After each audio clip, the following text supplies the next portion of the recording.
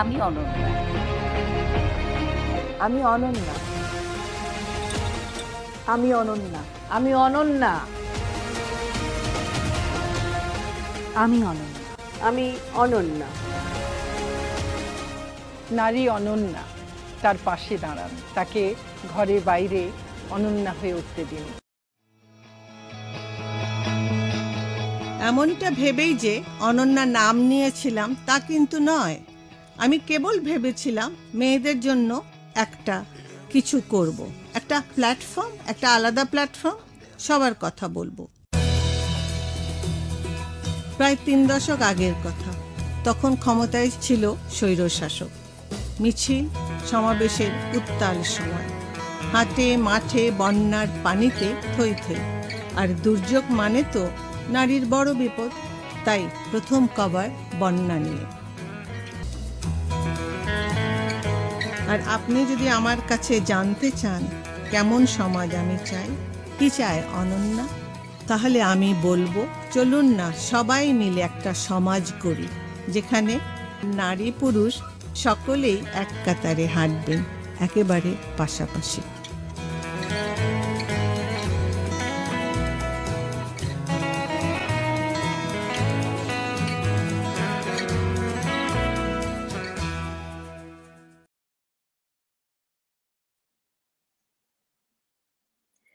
সবাইকে আন্তরিক আমন্ত্রণ জানাচ্ছি শিল্পকথা অনুষ্ঠানের 26তম পর্বে।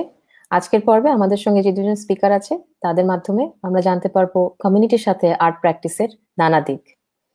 আজকে আমাদের সঙ্গে স্পিকার হিসেবে জয়েন করেছেন মল্লিকা দাস সুতার এবং Nabina Gupta. Welcome to the show Mallika di, Nabina di. আশা করি দুজনই ভালো আছো। ভালো আছি, ভালো থাকার চেষ্টা করি সবসময়। আর সেটাই প্রথম কোয়েশ্চেন হবে আমার, যে কোথায় আছো? মল্লিকা দি থেকে শুরু করি। কোথায় আছো এবং কিভাবে আসলে দিন কাটে? আমি একটা খুব মজাদার স্পেসে আসলে থাকি, সেটা হচ্ছে চাঁদেরহাট, একটা কমিউনিটি আর্ট স্পেস। সেখানে প্রায় 15 জন আর্টিস্ট মিলে আমরা একসাথে কাজ করি, একসাথে শুই, খাই, সবকিছুই সব একটা খুব একটা পরিবারের মতন, একটা ফ্যামিলি বন্ডিং এর মতন আমরা কাজ করি এবং ভালোভাবে যা সুখ দুঃখ সবকিছুই আমরা ভাগ করে নিই একসাথে। সেই চাঁদেরহাটে আমার মধ্যেই আমার রেসিডেন্স প্লাস স্টুডিও প্লাস গ্রুপের স্টুডিও এবং অন্যান্য আর্টিস্টের স্টুডিও আছে। সেখানেই থাকি, সেখানেই কাজ করি। তার মানে তোমাদের লকডাউনেও একটা নিজেদের কমিউনিটি। এই যে আইসোলেশন এবং লকডাউনের মধ্যে দিয়ে আমরা গেলাম, এখনো কিছুটা যাচ্ছি, তো তখন তোমাদের এই একসাথে থাকা এবং কাজ করার জায়গাটা কিভাবে আসলে হচ্ছিল? লকডাউন হওয়াতে আমি একটা স্কুলে সার্ভিস করি। লকডাউন হওয়াতে আমার স্কুলটাও বন্ধ ছিল, তো অনেক দিন বাদে খুব স্বার্থপরের মতন শোনালেও একটা মনে হবে যে আমি অনেকটা অবসর টাইম পেয়েছি অনেক বছর বাদে, প্রায় 14 বছর বাদে আমি এতটা টাইম আমার পাইনি আগে, এতটা টাইম কাজ করার। তো সেই জায়গা থেকে লকডাউনের সময় আমার কোনো সময় ওই ঘরবন্দি অবস্থায় থাকতে হয়নি, যেহেতু চাঁদেরহাট একটা কমিউনিটি আর্ট স্পেস, সেখানে সমস্ত কাজের সরঞ্জাম থেকে শুরু করে পরিবেশটাও ছিল, তো সেখানে কোনো অসুবিধা হয়নি, বরঞ্চ আমরা খুব ভালোভাবেই কাজ করতে পেরেছি বা কাজের মধ্যে ঢুকেছিলাম। তো সেই জায়গাটা ছিল লকডাউনে সেই অর্থে আমাদের কোনো অসুবিধা হয়নি, যে বন্দি দশায় যে একটা ঘরের মধ্যে দম বন্ধকর অবস্থা, সেই জায়গাটা হয়ে ওঠেনি। মানসিকভাবে তো একটা বিধ্বস্ত জায়গা থাকেই, সেটা তো শুধু যেহেতু আমরা কমিউনিটি আর্ট স্পেস। করোনা পরিস্থিতিতে কোনো রিস্ক ফ্যাক্টর ছিল, মানে আশেপাশে কেউ এফেক্টেড হওয়া কিংবা কিছু?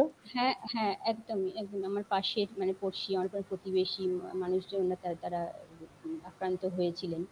তো সেই জায়গা থেকে আমাদের কমিউনিটি আর্ট স্পেসের তরফ থেকে যে আমরা বিভিন্ন রকমভাবে মানুষকে অ্যাওয়ার্ড করার কথা মানে ভেবেছিলাম, যে কিভাবে যে শুধু যে যার করোনা হয়েছে তাকে যে সম্পূর্ণভাবে আলাদা করে দেওয়া, তাদের সহযোগিতা করা, সেই জায়গাটা উঠে এসছে বা করেছি যতটা সম্ভব করা যায় দূরে থেকে।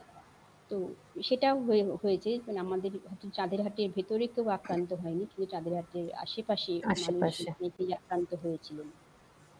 মানে তোমার বেশ দিন কাটলো আর কি, মানে এখনো কাটছে, কোনো ঝামেলা নেই, নিজের কমিউনিটি নিজের কাছে। না আসলে কি হয় বলতো, এখন না মানে শুধু নিজের থাকা, নিজের ভালো থাকাটাও তো মানে আমি ঠিক আছি মানে আমি আমি ভালো আছি সেটাও আসলে নয়। আমার আশেপাশে যে আমাদের সবাই মিলে সমাজের থাকাটা। কন্ডিশন বলো বা সামাজিক পরিস্থিতি বলো, সমস্ত কিছু না একটু ঘেটে আছে। তো সেই জায়গা থেকে তো ভালো একদম পুরোপুরি বলতে পারবো না যে পুরোপুরি ভালো আছি। হ্যাঁ, হুম এই হুম, একটা টানজির জায়গা তো আছেই অবশ্যই। স্বাভাবিক। নবীনাদির কাছে এবার শুনি। নবীনাদি, কোথায় আছো এখন? মানে এখন কোথায় অবস্থান করছো, এবং তোমার লকডাউন এক্সপিরিয়েন্স কিংবা কেমন করে দিন কাটছে? আমি তো কলকাতায় থাকি এবং আমার কাজের ক্ষেত্র অ্যাকচুয়ালি হচ্ছে ইস্ট কলকাতা ওয়েটল্যান্ডস, এবং লকডাউনের আগে অবধি তো আমাদের মানে সবসময় ওখানেই যাওয়া আসা ছিল। আর আমরা স্কুলদের সাথে কাজ করি, দুটো স্কুল আছে, তাতে প্রায় 6,000 বাচ্চা করে, তাদের সাথে আমাদের এখন কাজ করছি। তাছাড়া কমিউনিটি ভিজিট এগুলো করছিলাম। কিন্তু লকডাউনের অফকোর্স এই পুরো সময়টাতে আমরা প্রথমে গিয়ে খুব ধাক্কা খেলাম কি কি করে আমরা তাহলে ওদের সাথে কানেক্ট করব। বাচ্চাগুলো যারা এত এক্সপেকটেশন নিয়ে আছে কি এরপরে কি করব, কি হবে, আমরা এগোবো। তো সেই যে সময় মানে যেটা আমরা চেষ্টা করলাম কি স্কুল টিচারদের হেডমাস্টারদের সাথে মিলে আমরা কি করতে পারি, আমরা একটা অনলাইন অ্যাক্টিভিটি ওই স্টার্ট করেছি।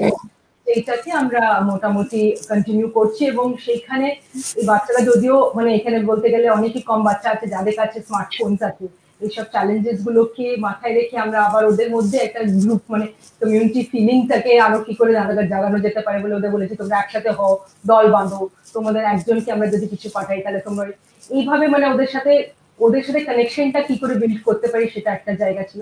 আর একটা হচ্ছে আমফানও এর মধ্যে এলো, সেটার জন্য একটা বিশাল ধাক্কা খেলো কমিউনিটি, হ্যাঁ, এবং সেটাকে আমরা খুবই মানে কি করব নিয়ে আমরা প্রায় চিন্তিত ছিলাম। তখন একটা রকম আমরা একটা এম্পার বলে একটা প্রজেক্ট করলাম, নিয়ে আমরা একটা পাবলিক ফান্ড রেজিং করলাম, এবং ওদেরকে যতটা সাহায্য করা যায় সেই সময়টাতে।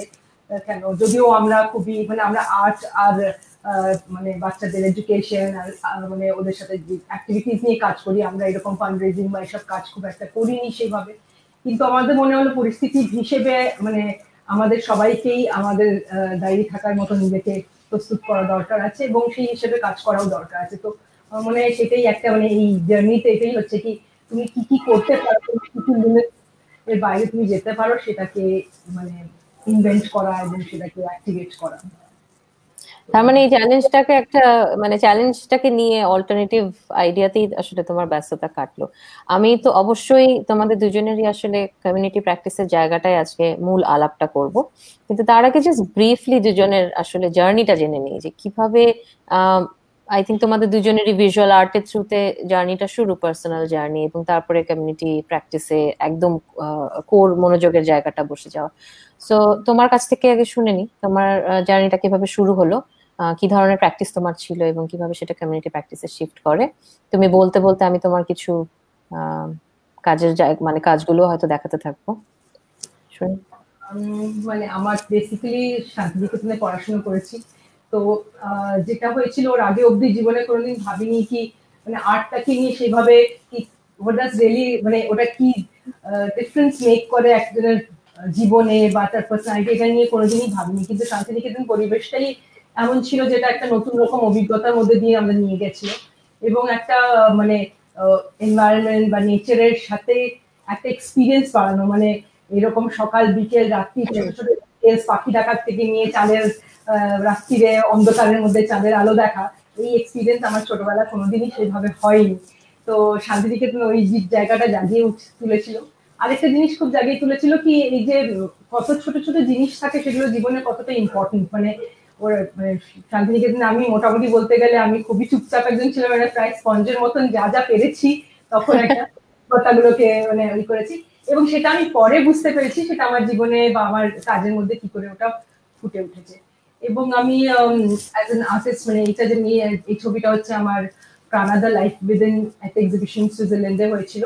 সেখানে অটোমেটিকলি এই যে একটা সিম্বায়োটিক রিলেশনশিপ আছে মানুষ মানুষের প্রকৃতি এবং প্রত্যেকটা মানে আমরা যদি নিজেকে ভালো রাখতে চাই তো আমাদের নিজেদের আশেপাশের জিনিসগুলোকে বিষয়ে ভাবতে হবে, যেটা আজকে খুবই প্রয়োজন। আজকে আমরা রিয়েলাইজ করছি, কিন্তু যখন আমরা যেটা হয় কি যখন কোনো অঘটন হয় তখন আমরা খুব স্পন্টেনিয়াসলি রিঅ্যাক্ট করি, কিন্তু আদৌ আমরা এই কানেকশনটা খোঁজার চেষ্টাও করি না, বোঝার চেষ্টাও করি না। এবং সেটাই হচ্ছে আমার মেইন জার্নির জায়গা, কি কানেক্টটা কি করে তৈরি করা যেতে পারে, ব্রিজিংটা কি করে আমরা করতে পারি মানুষের মধ্যে, মানুষের অভিজ্ঞতার মধ্যে, এবং ছোট ছোট বিভিন্ন জিনিস এক্সপিরিয়েন্সের মধ্যে দিয়ে আমরা কি করে নিজেকেও খুঁজে বের করতে পারি এবং নতুন রিয়েলাইজেশন দিয়ে নিজের অ্যাকশনস গুলোকে চেঞ্জ করতে পারি। বিকজ এই মানুষ যদি পরিবর্তনের মধ্যে দিয়ে না যায়, তাহলে তো মানুষ এক জায়গায় একটা আটকে থাকবে। মানে যেটা এইটা যিনি বিলুপ্ত বলে এটা একটা সিরিজ অফ কাজ করেছিলাম, যেটা হচ্ছে এক্সিস্টেন্স এন্ড এক্সিস্টেন্সিয়াল ক্রাইসিস নিয়ে। তো প্রচুর ছোট ছোট জিনিস আমাদের আশেপাশে, প্রচুর স্পিসিস, প্রচুর বায়োডাইভার্সিটি যেটা লস হয়ে যাচ্ছে, এবং সেটাকে আমরা দেখছিও না, বিকজ আমাদের কাছে আমাদের মনে হচ্ছে আমাদের প্রয়োজন নেই। আমরা আজকে যেইটুকু আমাদের গণ্ডির মধ্যে যেটুকু প্রয়োজন সেইটুকু নিয়েই বাস করছি, এবং সেটাকে নিয়েই আমরা খুব মানে স্যাটিসফাইড আছি। কিন্তু আজকে আমার মনে হয় এই লকডাউন একটাই জিনিস আমাদের শিখিয়েছে, কি এটা বুঝিয়েছে কি কত জিনিস আমরা লক্ষ্য করা ছেড়ে দিয়েছিলাম বা লক্ষ্য করছি না, তার পরিফলন হারিয়ে যাওয়া না পর্যন্ত আমরা আসলে খেয়াল করতে পারছি না। হ্যাঁ হ্যাঁ, এইটার জন্য একটা ইন্টারঅ্যাক্টিভ বক্স করছিলাম। মানে আমার কাজের মধ্যে দিয়ে আমি সবসময় একটা ইন্টারাকশন তৈরি করার চেষ্টা করছিলাম, যেটা ভিউয়ারকে নানান জিনিসের কোয়েশ্চেন রেজ করবে, বা নিজের থেকে একটা এই প্রসেসের মধ্যে দিয়ে কিছু কিছু জিনিস জানতে পারবে। তো একটা রিসার্চ বেসড কাজ, কিন্তু রিসার্চটাতে যেন ভিউয়ার অতটাই ইনভলভ হয়। তো এইগুলোতে ছোট ছোট স্যাম্পলস ছিল, স্ট্যাম্পস ছিল, স্পেসিমেন্স ছিল, যেগুলো এরকম, তো যেটাতে মোটামুটি যেন লোকেরা এসে একটু স্ট্যাম্পিং ছিল, গেমস ছিল, লোকে এসে ইন্টারঅ্যাক্ট করতে পারে, একটা ভিডিও ছিল, ক্লিপিং ভিডিও, তো লোকে এসে যেন ওটাতে দেখে। সো এই যে পুরো অ্যাক্টিভিটি কি একটা আর্টওয়ার্কের সাথে মানুষের যে যোগাযোগটা, সেটা দিয়ে আমার মেইন উদ্দেশ্য হচ্ছে কি, মানে যেই জিনিসগুলো নিয়ে আমি এক্সপিরিয়েন্স করছি, আমার জীবন থেকে আমি যা বুঝতে পারছি, সেইগুলো যেন আমি কোনোভাবে কোনো এক মানে আমার কাজের মধ্যে দিয়ে লোকেদের কাছে পৌঁছতে পারি, এবং সবাই নিজের মতন করে ইন্টারপ্রেট করুক, সেটা ওদের ব্যাপার। তাছাড়া আমার প্রচুর মানে অনেক অন্য অ্যাক্টিভিটিস আছে। আমি অ্যাজ এন এডুকেশনালিস্ট কাজ করি, তো বাচ্চাদের সাথে আমার মানে কলকাতার মধ্যে প্রচুর কাজ করেছি। এটা যেমন সাউথ পার্ক স্ট্রিট সিমেট্রি আছে কলকাতায়, যেটা কেউই চিনতো না। তো আমাদের একটা থিঙ্ক কালচারাল একটা অর্গানাইজেশনের সাথে এটা পার্টনারশিপ হয়েছিল, যেখানে বাচ্চাদের নিয়ে গিয়ে আমরা জাস্ট এই সিমেট্রিতে একটা পুরো মানে 5-6টা স্কুল থেকে বাচ্চারা গিয়ে প্রায় মানে 3-4 মাস 6 মাস কাজ করছে, তারপরে একটা এক্সপোজিশন তৈরি করছে। তো আমার মনে হলো কি মানে আমাদের এডুকেশন সিস্টেমটাতেও আমরা সামহাও এই এক্সপিরিয়েন্সিয়াল লার্নিংটাকে হারিয়ে ফেলছি। আমরা সবটাই খুব বুকিশ হয়ে যাচ্ছি, খুব ডিজিটাল হয়ে যাচ্ছি, এবং যেটুকু আমাদের কাছে জানার প্রয়োজন ওইটুকু আমরা গুগল করছি, ওখানে জেনে নিচ্ছি, আর সবটাই খুব ওই অ্যামাজনের প্যাকেজের মতন করে একটা নিয়ে নিচ্ছি। ওর থেকে বাইরে বা ভেতরে যাওয়ার আমাদের প্রয়োজন মনে হচ্ছে না। তো ওই জায়গা থেকে এই ইনকোয়ারি গুলো আমি চাই, মানে আমার মনে হয় আমার যে কোনো অ্যাক্টিভিটি, সেটা ওয়ার্কশপ হোক, সেটা আর্ট অ্যাক্টিভিটি হোক বা কমিউনিটি ওয়ার্ক হোক, যেন এই ইনকোয়ারিটা সামওয়ে ডেভেলপ করা যায়, যেন সবাই এই প্রসেসের মধ্যে আসুক, যেন জানুক, আর নিজেই অনুভব থেকে নিজেকে একটু। তোমরা যে এই যে এডুকেটর হিসেবে কাজগুলো করতে, যে ইনফরমেশন গুলো দেওয়া, এগুলো রিসোর্স গুলো কি ইজি অ্যাভেলেবল? মানে যেটা বলছো যে গুগলে সার্চ করে হয়তো অনেক সময় এই ইনফরমেশন গুলো থাকবে না, তাহলে তো এমনিতেই জেনে যেত মানুষ, জানে না মানে সেটা ওখানে নেই। So how do you get all this information? এই ইনফরমেশন গুলো কোথা থেকে, কোন রিসোর্স থেকে তোমরা জোগাড় করতে পারতে? মানে সেটার জন্য অফকোর্স আগে আমাদের অনেকটা রিসার্চ করতে হয় কোনো কাজ করার আগে, এবং বিভিন্ন আর্কাইভ আছে। আমরা কিন্তু পাবলিক আর্কাইভ বলে অনেক ভাবি কি এগুলো পাবলিক, কিন্তু আদেও কত লোক ওটাকে অ্যাক্সেস করে ইজ দ্য মেইন কোয়েশ্চেন। কেন কি অ্যাক্সেসিবিলিটি একটা বিশাল প্রশ্ন আসলে। মানে কত মানে আমরা যদি ভাবি রিসার্চ পেপার থেকে নিয়ে, বই থেকে নিয়ে, বা সায়েন্টিফিক নলেজ থেকে নিয়ে যেগুলো আর্টিকেলস লেখা আছে, কিন্তু সেগুলোর বিষয়ে আমাদের অ্যাক্সেসিবিলিটি নেই, বা আমরা জানিও না, মানে বাচ্চারা তো স্পেশালি। মানে তো সামওয়্যার এই কানেক্টিভিটি তৈরি করা, কি তুমি কোনো জিনিস জানতে গেলে তোমার কাছে আরো অনেক রিসোর্স আছে যেগুলোকে ট্যাপ করতে পারো। রিসোর্স মানে গুগল শুধু নয়, অনেক জিনিস অবশ্যই না। তো আর তাছাড়া আমাদের যখনই এরকম একটা প্রজেক্ট হয়, তখন অনেকগুলো অন্য স্ট্রিমস থেকে লোকেদের নিয়ে আসা হয়। যেমন আমাদের এই প্রজেক্টে আমাদের হিস্টোরিয়ান ছিল একজন, আমি যেমন আর্টিস্ট করে একজন বায়োলজিস্ট, নানান রকম প্রফেশন থেকে যখন লোকজন একসাথে হয়, তখন একটা অন্যরকম এনরিচিং এক্সপিরিয়েন্স হয়। তো এই যে এক্সপিরিয়েন্সটা যদি আমরা যেগুলো নিজেরাই যখন একটা সাথে কাজ করি অনেকগুলো মাথা মিলে, তখন যে কাজটা তৈরি হয়, আমার মনে হয় কালেক্টিভ ফিলিংটাও মানুষের মধ্যে থেকে চলে যাচ্ছে। মানুষ খুব সেলফ সেন্ট্রিক হয়ে যাচ্ছে, শুধু নিজের ভালো থাকা, নিজের কাজের ক্ষেত্রে আমার বরং মনে হয় অ্যাজ অ্যান আর্টিস্টিক জার্নি এটাও আমার কাছে প্রসেস ছিল কি অ্যাজ অ্যান আর্টিস্ট তুমি এতই সেলফ নিয়ে সেলফকে প্রজেক্ট করা একটা এক্সিবিশন করা নিজেকে প্রমোট করা এই জার্নিটা মানে অ্যাকচুয়ালি দেখতে গেলে ওটা ইনসিকিউরিটি বাড়ায় আর কিছু না মানে তো সামওয়্যার আমার এইটা যেমন ছিল মুম্বাইতে সিএসটি প্ল্যাটফর্মে তো আমার সবসময় মনে হতো কি কাজ আর্ট ওয়ার্ক কেন ওই একটা হোয়াইট কিউবের মধ্যে থাকবে আর্ট ওয়ার্ক অ্যাকচুয়ালি মানে যদি আমরা কানেকশনেরই কথা ভাবছি কে কার সাথে কানেক্ট করার কথা ভাবছি আমরা কি শুধু ওয়াইন আর চিজের যারা খায় তাদের সাথে শুধু কথা বলতে চাই কি আমরা মানুষজনের সাথে মাঠে ঘাটে নেমে কথা বলতে চাই তো এইটা ছিল আমি ফুটপ্রিন্টস এটার নাম ছিল র্যাট রেস আর ইমপ্রেশনস অফ দ্য মাইন্ডস্কেপ তো এটা সিএসটি প্ল্যাটফর্মে প্রচুর লোক 40 বছর ধরে আসা যাওয়া করে এবং তাদের একটা কালির ওইটার একটা প্রিন্ট ছিল সেখান দিয়ে হেঁটে যাওয়ার ছিল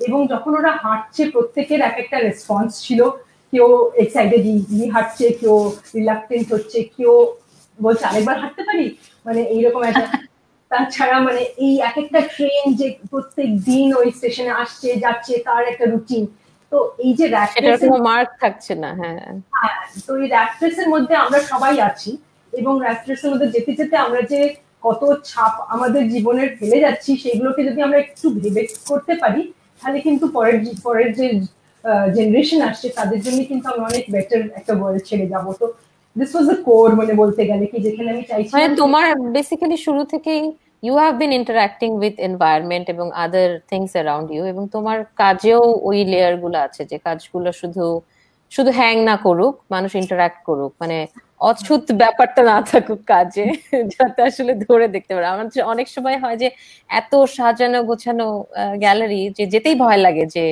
মানে কাছে গিয়ে কিছু করা যাচ্ছে না কিংবা কিছু তো সেই জায়গাটা আই থিঙ্ক তোমার কাছে খুব স্পষ্ট এবং ডিসিপ্লিনের মিক্স দেখা যায় এডুকেটর হিসেবে হোক ইনস্টলেশনের কাজ হোক পাবলিক আর্টের কাজ হোক মানে সবকিছু মিক্স তোমার এসে চট করে একটু মল্লিকা হ্যাঁ বলো না না কিছুই না ওইটাই মানে আমার কাছে মনে হয় আর্টটাকে আমরা যেভাবে ব্যাখ্যা করি আর্ট ইজ অ্যাকচুয়ালি ওটার ল্যাঙ্গুয়েজটাই অনেক ইউনিভার্সাল মানে ডাজন্ট হ্যাভ বাউন্ডারিজ বলি আমরা কিন্তু আমরা আজও এক্সপিরিয়েন্স করি বা ওটাকে এক্সারসাইজে কাজে লাগাই কিনা সেটাই আমার কাছে প্রশ্ন মানে এক্স্যাক্টলি আই থিঙ্ক এটা দুটো প্যারালাল স্টেজ যে যেটাকে আসলে কোপ করতে পারে not everyone can be in public art or interactive art দুটো প্যারালাল একদম কোনোটাকেই আমরা বাতিল বলতে চাই না বাট দুটার দুই রকম ইন্টারাকশন থাকে দুই রকমই থাকে মল্লিকা দি তোমার স্টার্টিংটা একটু শুনে আসি এবার আমার স্টার্টিংটা মানে অদ্ভুত ভাবে হয়েছিল মানে আমি যে মানে ভিজুয়াল আর্টে আসবো সেটা আমার মানে আগে নির্ধারিত ছিল না সেটা আমি মানে 11-এ যখন পড়াশোনা করি তখন হুট করে আমার মনে হলো যে আমি হয়তো একটু ছবি আঁকলেও আঁকতে পারি তো তো সেই জায়গা থেকে আমার মা গিয়ে একটা পাড়ার স্কুলে গিয়ে ভর্তি করে দিয়ে গেল সেখানে বাচ্চারা খুবই মানে ছোট বাচ্চারা ছবি আঁকে তো আমি তোমার কি বেড়ে ওঠা এই চাঁদেরহাটের আশেপাশের এলাকাতেই কিংবা নাকি কলকাতা হ্যাঁ না শোষু না আমি আমার বাড়ি আদি বাড়ি হচ্ছে হুগলি সেখান থেকে আমি প্রায় 12 বছর বয়সে চলে আসি এখানে সেটা আমি শোষণাতে চাঁদেরহাটের পাশেই আরেকটা জায়গা অঞ্চল তো সেই জায়গা থেকে যে আমি যখন ছবি আঁকবো কি আঁকবো না মানে আমার জীবনের মোড়টা কোথাও একটা ঘুরে গিয়েছিল কোথাও একটা টার্নিং হয়ে গিয়েছিল যে না একে হয়তো শিল্পী করতে হবে বা কিছু একটা বা আমাকেও একটা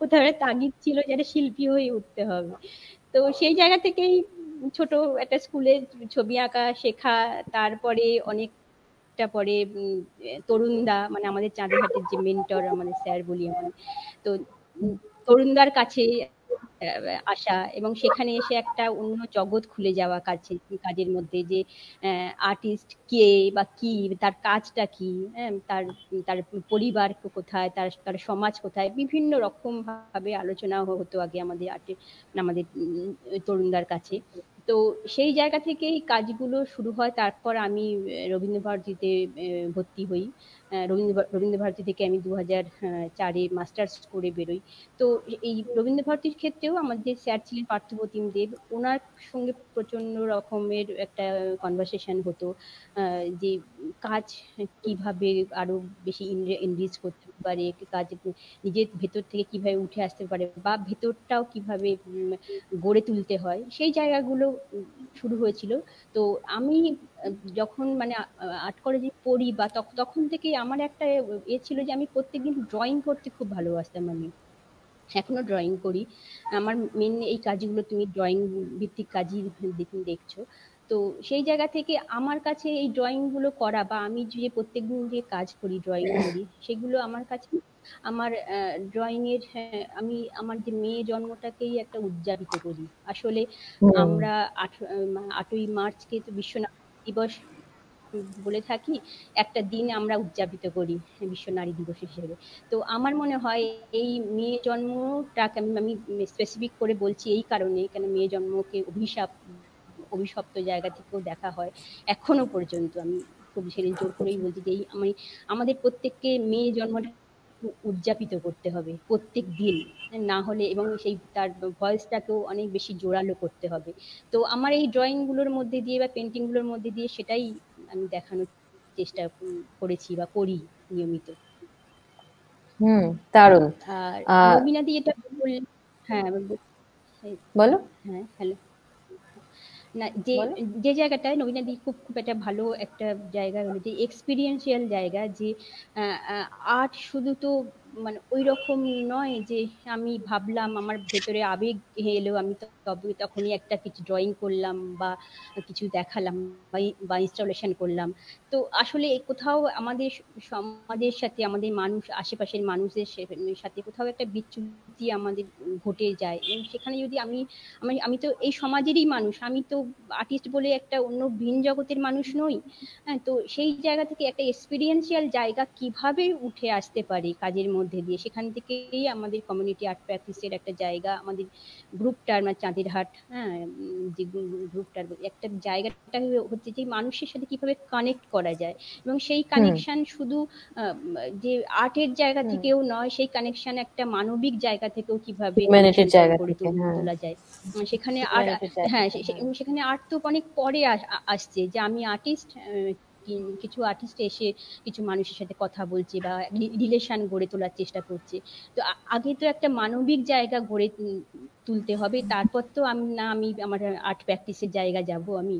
তো সেই জায়গাটা কতটা, এবং সেই জায়গাটা খুব একটা এক্সপিরিয়েন্সিয়াল জায়গা থেকে, মানে তারাও একটা এক্সপিরিয়েন্স করছে, আমরাও একটা কোথাও একটা কমিউনিটির মধ্যে গিয়ে একটা এক্সপিরিয়েন্স করছি, তারপরেই একটা কাজ, কোলাবোরেটিভ কাজ গড়ে উঠছে একটা প্রজেক্টের মাধ্যমে। সত্যি। তো তোমার এই প্র্যাকটিসের জায়গা থেকে তোমার কিভাবে কমিউনিটি আর্ট প্র্যাকটিসটা ফর্ম করা শুরু করলে? কোন সময় গিয়ে তোমার মনে হলো যে এই যে নারী জন্ম উদযাপন যে ফোকাসটা, তারপরে তুমি কমিউনিটি ইনভলভমেন্টটা কিভাবে শুরু হলো তোমার? আমি মাস্টার্সের পর থেকেই, আমি পেন্টিং নিয়ে পাশ করি, তখন তো পেন্টিংই করতাম। মাস্টার্সের পর থেকে আমার বিয়ে হওয়ার পরে আমি এই যে অঞ্চলে আমি আসি, মানে চাঁদের হাটের আশেপাশে ক্ষুদিরামপল্লী বলে একটি সাবার্ব এরিয়ার মধ্যে আমি বিয়ে হয় আমার হাজব্যান্ডও আর্টিস্ট। তো যখন বিয়ের পর থেকে আমি দেখি যে মানে প্রথমে আমি কাজের কমিউনিটি আর্টের মধ্যে ঢোকার জায়গাটা একটা হচ্ছে যে আমার বিয়ের পর থেকে প্রথম কাজটা তুমি দেখলে শর্ষুনা থেকে জানা। হ্যাঁ, এই শর্ষুনা অঞ্চলেই আমাদের চাঁদের হাট গড়ে উঠেছে, একটা প্রান্তিক জায়গা। যে এই শর্ষুনার হিস্ট্রি, শর্ষুনার যে মানুষজন কারা থাকে এখানে, যে এই প্রান্তিক জায়গা কোন মানুষজনের বসবাস বেশি, তো সেখান থেকে দেখা যায় যে এখান থেকে মাইগ্রেন্ট মানুষজনই বেশি থাকে এই চাঁদের হাটে আশেপাশের অঞ্চলে। তো কোথা থেকে মাইগ্রেন্ট এরা? বুঝতে পারছো তো, এরা বেশিরভাগই হচ্ছে বাংলাদেশের মানে বরিশালের মানুষ, এবং বিভিন্ন বিহার থেকে, আমাদের ইন্ডিয়ার বিহার, উড়িষ্যা থেকেও কিছু মানুষ আছেন। তো এবং তার মানে কি এটা মোস্টলি হিন্দু কমিউনিটিজ? বরিশাল, হ্যাঁ, হিন্দু কমিউনিটি, পার্টিশনের সময় আলাদা, মুসলিম কমিউনিটিও আছে। হ্যাঁ হ্যাঁ হ্যাঁ, একদম পার্টিশনের পর থেকে। তো সেই জায়গাটা থেকে দেখা যায় যে এই শর্ষুনা যে অঞ্চলটা গড়ে উঠেছে, তার আগে অবশ্যই একটা হিস্ট্রি ছিল, রাজারা একটা হিস্ট্রি ছিল, কিন্তু তারপরে এই প্রান্তিক জায়গাগুলো যখন ভরে যাচ্ছে আস্তে আস্তে মানুষজনের, এই মানুষগুলো কোথা থেকে আসছে, কোন জায়গাকার মানুষ, এরা কারা, তো সেই জায়গা থেকে ঢোকার পরে আমি যখন ক্ষুদিরামপল্লীতে আসি বা চাঁদেরহাটের যে এরিয়াটা, সেখানে দেখি আমার বাড়ির পাশে একটি মনসা মন্দির আছে। হ্যাঁ, তো এই মনসা মন্দিরে প্রত্যেকদিন 7টার সময় দেখতাম প্রায় 14-15 জন মহিলা মিলে মনসা মঙ্গল গান করছে। তো যখনই আমি ওর পাশ দিয়ে যেতাম বা শুনতাম, কোথাও একটা খালি মনে হতো কোথাও একটা সুরটার মধ্যে কোথাও একটা কান্না আছে, কোথাও একটা বেদনা আছে। তো ওই সুরটা আমার প্রচন্ড ভাবে টানতো। তখন যখন 2016 সালে যখন এই প্রজেক্টগুলো শুরু হলো, তো আমি তার অনেক আগে থেকে প্রজেক্টের এই শোষণা থেকে জানা প্রজেক্ট যখন হয়, তার অনেক আগে থেকেই ওদের সাথে কথা বলা, যাতায়াত করা, একটা আর্থিক জায়গা গড়ে তোলার চেষ্টা করেছিলাম। তো সেই জায়গা থেকে যখন এই প্রজেক্টের এটা শোষণা থেকে জানি, তখন আমার মনে হলো এই মানুষজনগুলোকে নিয়েই যদি এই মানুষগুলোর সাথে আমি নিজে যুক্ত হতে পারি এই প্রজেক্টের মাধ্যমে। তো এই যুক্ত হওয়ার জায়গা থেকে খুব একটা ইন্টারেস্টিং এই জন্য বলছি, মানে আমি তো আমার ভাবতে পারি না যে আমাকে অন্য কারোর নামে ডাকা হবে। আমি যখন এইসব মানুষগুলোর নাম জানতে চাইলাম, তখন তারা কেউ বললেন বাসনার মা, কেউ রানার মা, কেউ বড়পালের বউ, কেউ কার্তিকের বউ। এই যে একটা মানুষের পরিচয় অন্য আরেকজন মানুষের পরিচয় পরিচিত হতে, এবং সারা জীবন কিন্তু, এবং ওনারা কিন্তু একে অপরকে এই নামেই ডাকেন, এই নামেই পরিচিত। তারা নিজেদের নাম হয়তো ভুলে গেছেন। তো এই আইডেন্টিক্যাল জায়গাকে কিভাবে একটা মিটিয়ে দেওয়া হচ্ছে, তার নিজের একটা নাম, এবং সেই এটা তাতে কিন্তু তাদের কোনো দুঃখ নেই বা কোনো রকম নেই, কিন্তু তারা বুঝতেও পারছে না যে কোথাও রিয়েলাইজ করছে না। হ্যাঁ, অস্তিত্বকেই অস্বীকার করা হচ্ছে। হ্যাঁ, একদমই কোনো জায়গা থেকে। তো যখন আমি ওদের নাম জিজ্ঞেস করলাম যে আপনার এই নামটা বাদ দিয়ে আপনার যে বাবা মার দেওয়ার যে নামটা সেটা বলুন, তখন বলছে সেই নামে কেউ ডাকে না, এই ভোটার আইডি কার্ডে আছে, আধার কার্ডে আছে, আর কেউ ডাকে না, ছোটবেলায় বাবা মা ডাকতো। তো যখন আমি এই কাজগুলো যখন ওদের সাথে আমি বললাম না আপনার নামটা আপনি লিখুন একটা কাগজে, তো প্রথমে কেউ লিখতেই চাইলো না। মানে কোথাও একটা কারোর হাত কেঁপে যাচ্ছে, কেউ লিখতেই চাইছে না, কেউ একটু বেশি ইমোশনাল হয়ে পড়ছে যে কতদিন বাদে তার নামটা লিখছে। এই যে একটা কোথাও বিশেষ করে মেয়েদের ক্ষেত্রেই এটা হয় আমাদের সমাজে কোথাও না কোথাও, যে কারোর নামে পরিচিত হতে হয় কাউকে, তার নিজেদের তারা স্ট্রাগল করে যায় সারা জীবন ধরে পরিবারের জন্য, সমাজের জন্য, কিন্তু কোথাও তারা পরিচয়হীন ভাবে হীনতায় ভোগে, পরিচয়হীন ভাবেই চলে যেতে হয় তাদের। তো সেই জায়গা থেকে আমি কি করেছিলাম যে ওদের দিয়ে, যেহেতু মনসা মঙ্গলের গান করেন এবং মনসা মঙ্গলের গানের মধ্যে দিয়েও যে মনসা এবং বেহুলার যে লড়াই, তারা তার কথাও বলছেন, গান করছেন, কিন্তু নিজেদের ওই আসলে ধর্মের জায়গা থেকে কোথাও নিজেদের দিয়ে দেখা, বেহুলার জায়গায় কি নিজেকে দেখা বা মনসার জায়গায় নিজেকে দেখা, কোথাও একটা হয়তো দেখাটা হয়ে ওঠে না। তো সেই বিভিন্ন রকম কথাবার্তা বলতে বলতে যখন আমি ঢুকলাম, তখন কেউ বলে উঠলো হ্যাঁ, তো আমরা তো এইভাবে ভাবিনি, তো হ্যাঁ এইভাবে তো কোনোদিন বুঝতেই পারিনি যে আমার নামে কেউ কেন ডাকে না, আমাকে কেন আমাকে রানার মা বলে, কেন আমার হাজবেন্ডের নামে আমাকে ডাকে। হ্যাঁ, তো সেই জায়গাটা ওরা খুব একটা পেয়েছিল। যে আমি বলেছিলাম যে আপনারা তো পুতুল তৈরি করতে পারেন, তো এই যখন আমি একতাল মাটি দিয়ে আমরা একটা ওয়ার্কশপ মতন করি, একটা কর্মশালা করি চাঁদেরহাটের মধ্যেই এই প্রজেক্ট চলাকালীনই। তো আপনারা তো ছোটবেলায় পুতুল তৈরি করেছেন, অনেক সময় মাটি দিয়ে বাচ্চাদের খেলার জন্য দিয়েছেন, তো চলুন আমরা আসি একবার। এই মনসা মঙ্গলের যে গান যে আপনারা করেন, তো এই মনসা মঙ্গলের যে বিভিন্ন চরিত্র আছে সেগুলো কিভাবে মানে তৈরি হতে পারে, আপনারা সেটা কি করতে পারবেন? প্রথমে ওরা তো একটু ঘাবড়েই যায়, না আমার মাটির কাজ করতে পারবো না। আমি দেখুন না, পারবেন, আপনারাই পারবেন। তো তারপরে যে ওনারা প্রায় 2 দিন ধরে যা যা মাটিতে তৈরি করেছিলেন, ভাবতে পারবে না যে সেই মাটির কাজগুলো কতটা শৈল্পিক জায়গায় গেছে, মানে অসাধারণ অসাধারণ, একদম সাবলীল একটা কোথাও একটা সারল্য দেওয়া করে ফুটে উঠেছে মাটির কাজগুলোর মধ্যে। এটা পরে আমি দেখতে পাবে। তো এই জায়গা থেকে ঢোকা, আমি যে আমার ভিজুয়াল, আমি যে প্রজেক্টে পরে 2 দিন ওপেন স্টুডিও ছিল, সেটা কিভাবে দেখাবো বা তার ভিজুয়াল রিপ্রেজেন্টেশনটা কেমন হবে সেটা কথা আমি প্রথমে ভাবিনি। আমি যে চেয়েছিলাম মানুষগুলোর সাথে অনেক বেশি একটা আত্মিক যোগাযোগ গড়ে তোলা, যে যার মাধ্যমে ওরা একটু ইজি হতে পারে, যারা ওদের নিজেদের প্রকাশ করতে পারে। তো সেই জায়গা থেকে এখানে দেখবে তুমি যেটা মাটির কাজগুলো ওরা বানিয়েছিল সেখানে, এবং আমাদের যে ওপেন স্টুডিও হয়েছিল সেটা মনসা মন্দিরের মধ্যে, যে মন্দিরে ওরা প্রত্যেক দিন গান করে মনসা মঙ্গলের, তো সেই মন্দিরের মধ্যেই ডিসপ্লে হয়েছিল। এবং সব থেকে বেশি হচ্ছে যে এরা এইসব অঞ্চলের মানুষজন তো এরকম কাজ দেখতে অভ্যস্তও নয়, এরা জানে যে মনসা মন্দিরে গান হয়, হ্যাঁ, কিন্তু এইসব মানুষগুলো যে 15 দিন ধরে এখানে চাঁদের ঘাটে আসা যাওয়া হচ্ছে বা এত এবং ওদের মাঝখানে লোকজনই আসলে এগুলো করতে পারে, কথা বলছে, হ্যাঁ হ্যাঁ একদম। তো ওদের কোথাও একটা মানে হাজবেন্ডের জায়গা থেকেও মনে হচ্ছে এদের কথা কেন জিজ্ঞেস করছে, কেন এটা কি গুরুত্ব, এটা হ্যাঁ কি গুরুত্ব আছে, প্রতিদিন তো গান হয়, এটা তো স্বাভাবিক এটা। তো সেই জায়গা থেকে যখন দুদিন ওপেন স্টুডিওর মধ্যে ওরা টানা ওইখানে ডিসপ্লে হয়েছিল কাজগুলো, ওদের কাজগুলোই, তো এখানে টানা ওরা গান করে গিয়েছিল প্রায় 2 দিন ধরে, বিভিন্ন সময় বিরতি। তার মানে তোমার প্রিভিয়াস কাজটা যদি দেখি যে নারীদের আইডেন্টিটির জায়গা, পরিচয়ের জায়গাটাই আসলে পাবলিক হয়ে গেল পুরোপুরি, এবং বাইরের পরিবেশে চলে আসলো তোমার কাগজ কলম ড্রয়িং থেকে। বলো। একদম। তো এরপরে যেটা ছিল মানে আমার ঢোকার জায়গা, এরপরে ছবিটা দেখলে তুমি বুঝতে পারবে যে এই যে আমি ওই 15 জন মহিলাদের একটা মেটাফরিক একটা ঘর তৈরি করেছিলাম, একটা আলোময় একটা ঘর, যে ঘরটার হয়তো প্র্যাকটিক্যালি কোনো অস্তিত্ব নেই, কিন্তু অথচ তারা নিজেদের একটা ঘরের কথা বলতে চাইছে, নিজেদের কথা বলছে, নিজেদের স্ট্রাগলের কথা বলছে।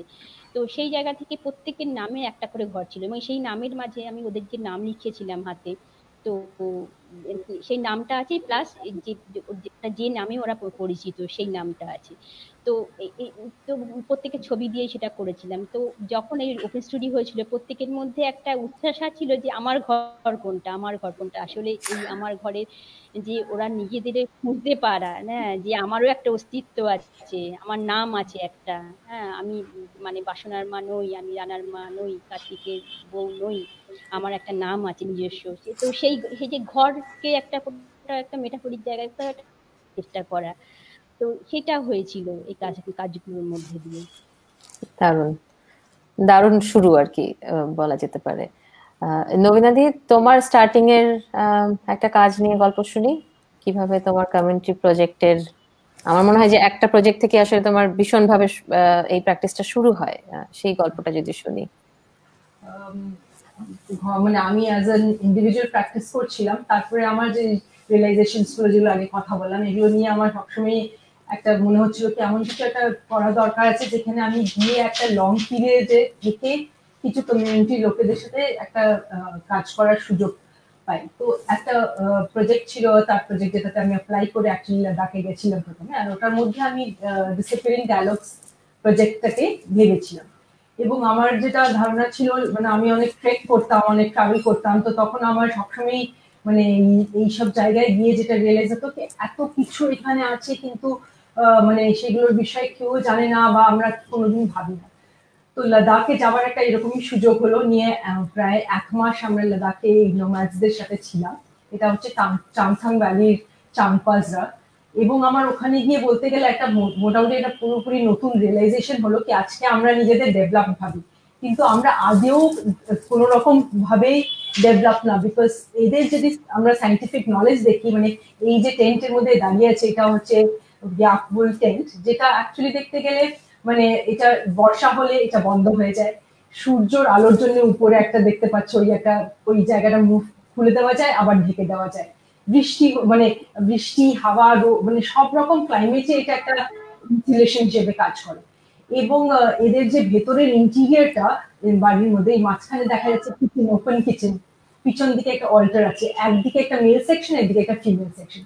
তো আমার মনে হলো আজকে আমরা একটা আর্কিটেক্ট ভাবছে একটা ওপেন হাউজিং বানাচ্ছি, একটা ওপেন কিচেন বানাচ্ছি, আমরা কত রকম প্ল্যান, কিন্তু অ্যাকচুয়ালি দেখতে গেলে আমরা ট্রেডিশনের মধ্যে এমন অনেক কিছু হয়েছে যেগুলো আজকে আমরা ফিরিয়ে এনে নতুন প্যাকেজিং এ, যেটা অ্যাকচুয়ালি দেখতে গেলে আমাদের অর্গানিক ফুড থেকে নিয়ে আমাদের যাবতীয় আজকে আমরা নিয়ে আসছি সেগুলো কিন্তু অ্যাকচুয়ালি আমাদের কালচারের মধ্যে থেকেই আমরা নিয়ে আসছি, শুধু আমরা ওটাকে একটা নতুন ভাবে প্রেজেন্ট করছি এবং ভাবছি অনেক নতুন ভাবনা চিন্তার মধ্যে আমরা একটা নতুন ইনভেনশন করলাম, কিন্তু অ্যাকচুয়ালি দেখতে গেলে জিনিসগুলো যদি আমরা ঠিক করে মানে এক্সামিন করি তো সবই আমাদের আশেপাশেই ছিল, অলরেডি এক্সিস্টিং। ওটাকে খুঁজে বের করা এবং ওটার থেকে আরো কিছু ডেভেলপ করার চেষ্টা করাটাই আমার মনে হয় একটা পথ হতে পারে। তো এটা অ্যাকচুয়ালি আমার লাদাখের পুরো জার্নিটাতে এইটাই আমার রিয়েলাইজেশন হয়েছিল কি এদের আমরা মানে জাপান থেকে নিয়ে আমরা সবসময় শুনছি জিরো ওয়েস্ট এইসব টপিক নিয়ে কথা বলা, কিন্তু এদের লাইফে এরা প্রত্যেকটা ছোট ছোট এলিমেন্টস গুলোকে ওইরকম করে ট্রেজার করে, গাছপালা তাদের রুটস থেকে কি উপলব্ধি হতে পারে তাদের পাতা, কেন ওদের কাছে 3 মাসের সামার্স আর 9 মাসের উইন্টার্স। তো ওদের বাড়ি প্রত্যেক বাড়ির সামনে আমি দেখলাম ঝিপি ঝিপি করে রুটস রাখা আছে, ওরা রুটস গুলোকে শুকোয়, সেগুলো দিয়ে ওদের ফায়ারউড হয়, সেগুলো দিয়ে ওদের ফডার হয় ক্যাটেলের জন্য। এটা যেমনি আমি একটা রিসার্চ করেছিলাম on medicinal and aromatic plants. তো এই বাচ্চারা ছিল আমার কোলাবোরেটরস এবং ওদেরকে নিয়ে মাঠে নামলে ওরা তো ছুটে জুড়ে করে একটা পাহাড়ের উপর চেপে যাচ্ছে, তারপরে নেমে যাচ্ছে, মানে আমাদের এনার্জিতে ওদের সাথে কোলানো যাচ্ছে। কিন্তু মেয়েদের একটা মেয়ে ছিল এরকমই, ও সে একটা স্ট্রিমের কাছে গিয়ে হঠাৎ করে একটা পাতা জলের পাশ থেকে ছিঁড়ে নিয়ে এসে ধুয়ে বললো এটা খেয়ে দেখো। তো ওটা মুখে দিয়ে দেখলাম একটা একটা কাইন্ড অফ এনার্জি বার্স্ট, পুরো মানে বলতে গেলে একটা এনার্জি ড্রিঙ্ক। তো এত রিফ্রেশিং, এত মানে এই ছোট ছোট নলেজ যেগুলো অ্যাকচুয়ালি ওখানকার গ্রামের প্রত্যেকের বাচ্চাদের মধ্যে আমি খুঁজে পেলাম। এইটা ওয়াজ আ কাইন্ড অফ আমার কাছে একটা ডিসকভারি কি অ্যাকচুয়ালি নলেজ ইজ এক্সিস্ট এই গ্রাউন্ড লেভেলে। নলেজ ইজ নট উই যেটা আমরা আজকে ভাবি কি আমি খুব মানে যাই হোক মানে আমি খুব কলেজ এডুকেশন পুঁথিগত, হ্যাঁ এইগুলো যে আমি নলেজেবল হয়ে যাবো। তো সেখান থেকে অ্যাকচুয়ালি ডিসিপ্লিন ডায়ালগ গড়ে উঠলো কি আমার মনে হলো এই ছোট ছোট নলেজের যে রিসোর্স গুলো, এবং যেটা সব থেকে দুঃখের বিষয় কি এই বাচ্চারা বা এই কমিউনিটিসরা সবসময় ফিল করে কি ওরা মানে ওরা খুব আন্ডার ডেভেলপ, ওরা সবসময় নিজেদের একটা নিচের স্তরে ধরে, সেই জায়গাটা আমার কাছে খুব মানে সবসময় হন্ট করে। কেন আমার মনে হয় কি এমন অনেক জিনিস আছে যেটা আমরা চেষ্টা করলেও পারবো না যেটা ওরা পাবে। তো সেই জায়গাটা ওদের বোঝানো দরকার বা ওদের ওইটা ফিল করা দরকার, না হলে এরা এই জিনিসটা এই নলেজ গুলো হারিয়ে যাবে। আর যেটা অনেক জায়গায় হচ্ছে অল ওভার, আমরা যদি আমরা ভারতবর্ষে দেখি প্রচুর গ্রামে গ্রামে এমনি জিনিস লুকিয়ে আছে, কিন্তু বাচ্চারা মানে তাদের বাবা মাদের মনে হচ্ছে বাচ্চাদের আমাদের একটা অন্য জীবন দেওয়ার অ্যাকনলেজটা করতে পারে না এবং আরবানাইজেশনের ভিতরে এগুলো সব হারিয়ে যায়। হ্যাঁ, এবং স্কুলে গেলে ওদের মনে হয় কি এরা তো স্কুলে যাচ্ছে, এরা যাই না একটা মানে মানে একটা মনে হয় কি স্কুলে গিয়ে বা এরকম এডুকেশনের মধ্যে সিস্টেমের মধ্যে দিয়ে গেলেই একমাত্র মানে একটা অ্যাক্লেমড পার্সোনালিটি তৈরি হবে।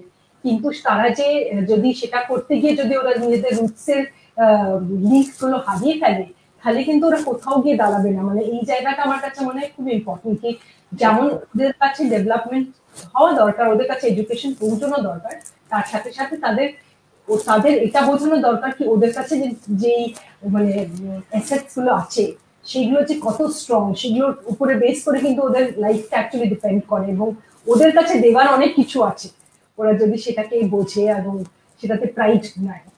তো ওই জায়গা থেকেই হ্যাঁ। তো তুমি যে ডিসঅ্যাপিয়ারিং ডায়ালগটা ফর্ম করলে অবশ্যই বোঝাই যাচ্ছে নামটা মানে সেলফ এক্সপ্লেইন করে যে যে জিনিসগুলো আসলে হারিয়ে যাচ্ছে সেইটা নিয়ে ডায়ালগ ক্রিয়েট করা। এটার পরে কি তোমরা এগুলোকে প্রিজার্ভ করো? মানে ওরা তো একটা অ্যাকনলেজ করতে শিখছে কমিউনিটি, তারপরে এই নলেজ গুলোকে তোমরা আরো অ্যাক্সেসিবল করার জন্য কোনো আর্কাইভিং এ যাও?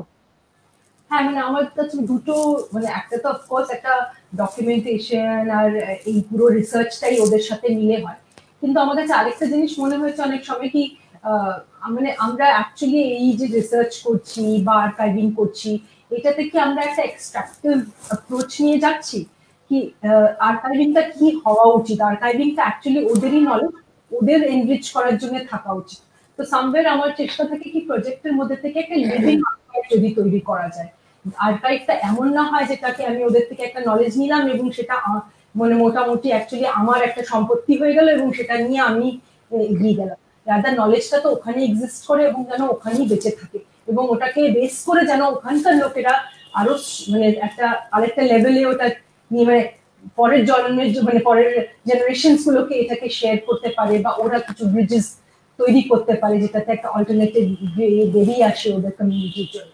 তো তো সেটা একটা জিনিস। আর তাছাড়া মানে আমরা আমাদের প্রসেসের মধ্যে দিয়েই, মানে প্রজেক্টের প্রসেসের মধ্যে দিয়েই এক একটা সময় বিভিন্ন জায়গায় গিয়ে বিভিন্ন রকম কি বলবো কোলাবোরেটিভ ফর্মে গেছি, যেখানে কমিউনিটি অলওয়েজ একটা সেন্টারে থেকেছে, কিন্তু আমরা এক্সপার্টস নিয়ে এসেছি নানান জায়গা থেকে, নানান প্রফেশনে। একটা মাল্টিডিসিপ্লিনারি অ্যাপ্রোচ দিয়ে যেন একটা হোলিস্টিক ভাবে যেন এগোনো যায়। এইগুলো জন্য পুগা বলে একটা স্কুলের মধ্যে প্রজেক্ট ছিল, যেখানে বেসিক্যালি আমি যা এক্সপিরিয়েন্স করছিলাম আমি শেয়ার করছিলাম আমার মিডিয়াম দিয়ে, এবং ওদের বলছিলাম আমার সাথে এসে আঁকতে। এবং এই যে একটা সবাই মিলে একসাথে একটা গ্রুপ হয়ে কাজ করা, তার যে আনন্দ, আমার মনে হয় অ্যাজ এন আর্টিস্ট মনে হয় এটা একটা সব থেকে এক্সপিরিয়েন্সিয়াল জিনিস। এবং ওদের এক্সাইটমেন্টটাও একটা উপলব্ধি একরকমের। এবং এই প্রজেক্টের মানে লাদাখের প্রজেক্টের মধ্যে দিয়ে আমি ওখানে কয়েকটা জিনিস করেছিলাম। একটা ছিল যেমন ওদের মেডিসিনাল অ্যারোমেটিক প্লান্টসের একটা রিসার্চ করে ওইটা ওদের স্কুলে ওদের বাচ্চাদের বোঝানো, এবং ওদের সাথে যেন কি আমরা খুঁজতে পেরেছি, ওরা দেখতে পাচ্ছে যে ওদের বাড়ির পাশে এই গাছটা হয়, ওই নদীর পাশে আছে ওই। তো তারপরে ওখানকার যে গ্রামের বউরা তারাও জানলো। আমাদের ওখানে একটা লোকাল ডক্টরকে আমরা ইনভাইট করলাম স্কুলে, ওনাদের বলে আমচি, উনি এসে আরেকটু রিসোর্সফুল নলেজ দিলেন। তখন ওদের বউরাও ওটা আমরা এটা করলে এটা হতে পারে, ওদের বোধহয় ঠাকুমা দিদিমারা করে, কিন্তু সেটাকে আর কন্টিনিউ করার যেটা আমাদেরও বাড়ি বাড়িতেই হচ্ছে, সেটা কোনো এটা কিন্তু আমার কাছে মনে হলো এখনো ওদের কাছে এই নলেজটা বেঁচে আছে। আমরা অনেক কিছু হারিয়ে ফেলেছি, কিন্তু যেটা হারিয়ে যাবে সেটা তারপরে যেটা বলে না প্যানিক করে কোনো লাভ নেই, এটা বাঁচিয়ে রাখাটা দরকার। এইটা যেন একটা মানে আমরা একটা দেখতে গেলে আমার যেটা রিয়েলাইজ হলো কি ওদের যে সিম্বায়োটিক রিলেশনশিপ আছে অলরেডি ওখানে নেচারের সাথে, এটা আমরা একটা পারফরমেন্স করেছিলাম উইচ ওয়াজ, ওখানে লাইট নেই, পুগাতে কোনো লাইট নেই। আমি এখান থেকে যখন এটা শুনেছিলাম আমি ওদের সবাই জন্য একটা টর্চ মতন এলইডি লাইট নিয়ে গেছেন, খুব সিম্পল কিন্তু। আর এটা একটা লম্বা আমরা একটা কাপড় নিয়ে, কেন কি ওরা সবসময় বলছিল কি জলের ক্রাইসিস হচ্ছে, গ্লেশিয়ার কন্টিনিউয়াস মেল্ট করে যাচ্ছে। এদের স্কুলের পাশে একটা হট স্প্রিং আছে যেখানে ব্ল্যাক নেক ক্রেনস আসতো একসঙ্গে, এখন ব্ল্যাক নেক ক্রেনস গুলো আসা বন্ধ করে দিয়েছে। এই ছোট ছোট ওদের গল্প, ওদের দুঃখ। তো একটা ওই বাচ্চাটা একটা গান, এটা একটা ভিডিও ফরম্যাট, একটা গান লিখেছিল। তাছাড়া ওদের দিয়েই বললাম তোমরা কি করে এটাকে এক্সপ্রেস করতে পারবে। তো আমরা একটা খেলার ছলে একটা মানে আর্টের মাধ্যম দিয়ে ওদের যা যা এক্সপিরিয়েন্স, ওদের যা যা অভিজ্ঞতা, ওদের যা যা মানে এগুলোকে আমরা লিভ করার চেষ্টা করছি। তো এটা একটা ওখানকার একটা ইন্টারেস্টিং আমাদের কাজ ডেভেলপ হয়েছিল।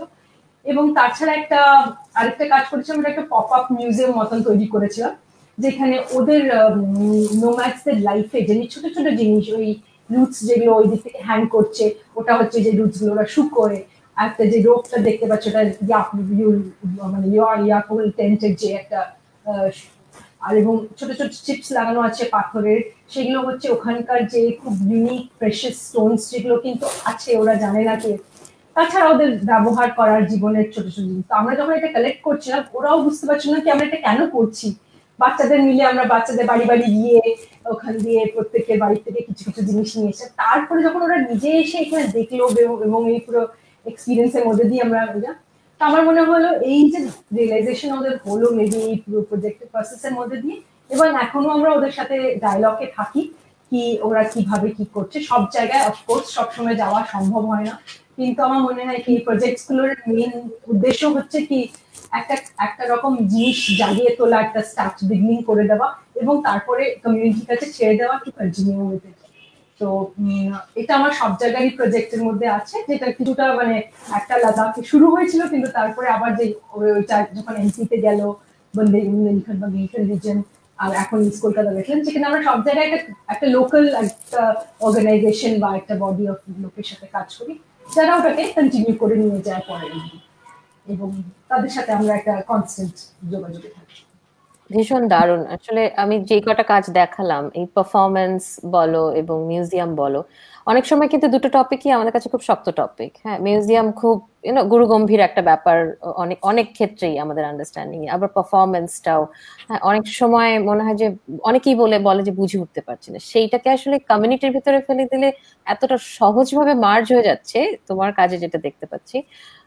That is very like refreshing.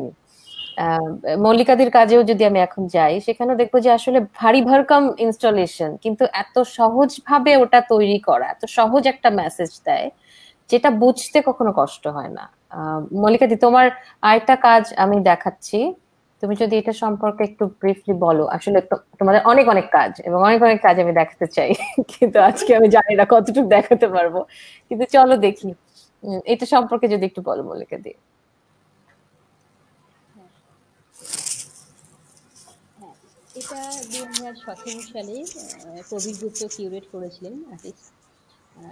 এটার life and time the changing landscape একটা প্রজেক্ট হয়েছিল। তো সেখানে একটা কাজ করেছিলাম আমি, যে তখন একটা খবর খুব আমার মানে নেটে দেখি বা কোথাও একটা দেখেছিলাম, আমি খেয়াল করতে পারছি না, একটা ডায়লগ। সেই ডায়লগটা হলো একজন ইয়াজিদি গার্ল, সে কি বলছে, সে বলছে, they have killed my body, now they are killing my soul. তো এই কাজটার নামও তাই ছিল।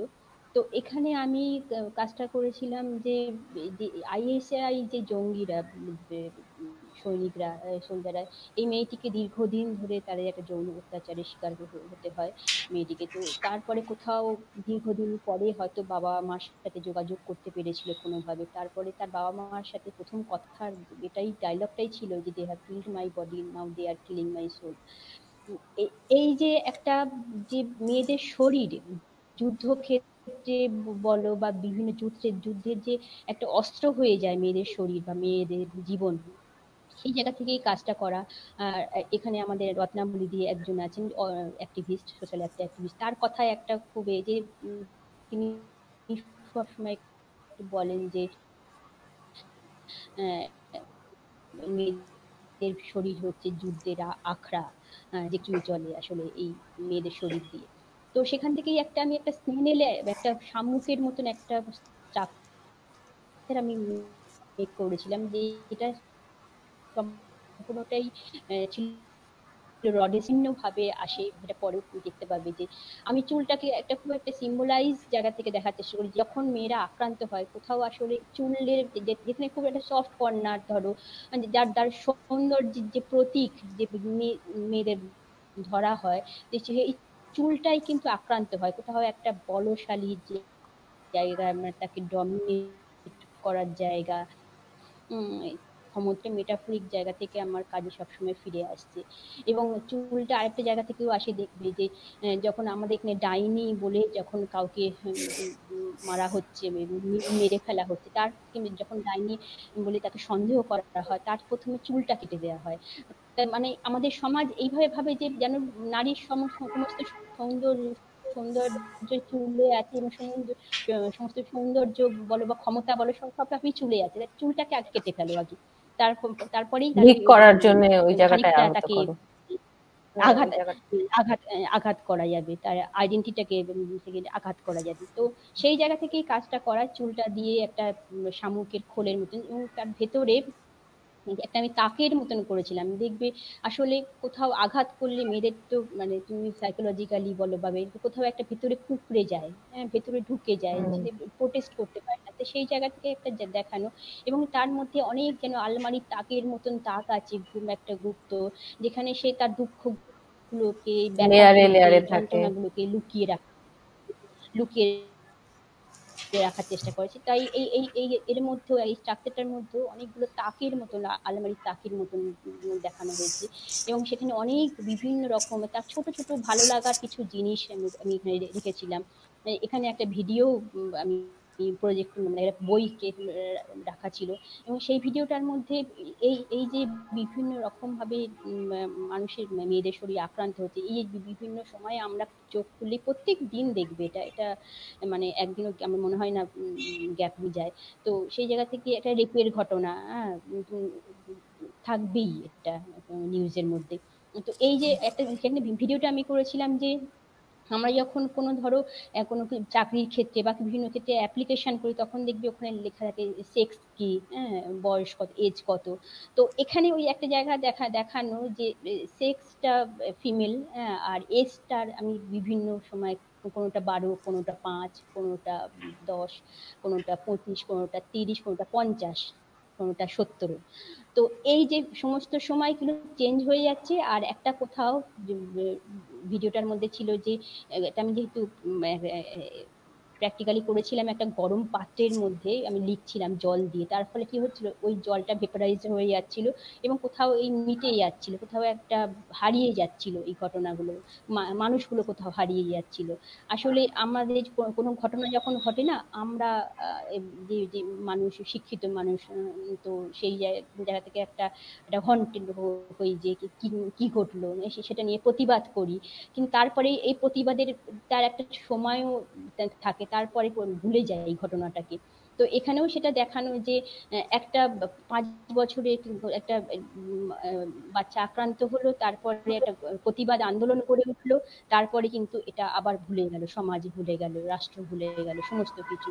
তো সেই জায়গা থেকে কাজটা করা যে আমাদের কিন্তু সে তাৎক্ষণিকতা তৈরি হচ্ছে এই যন্ত্রণাগুলো নিয়ে, সেখানে কিন্তু কোথাও একটা পার্মানেন্সি যে এই একটা কোথাও একটা সমাধান, কোন জায়গা কি প্রশ্ন করলে বা নিজেদের যে এই কোথাও এইগুলো বন্ধ হতে পারে, বা আমাদের বাচ্চাদের কিভাবে মানুষ করলে বা কিভাবে তার এডুকেশনটা প্রথম ছোট্টবেলা থেকে শেখালে হয়তো আস্তে আস্তে কমতে পারে।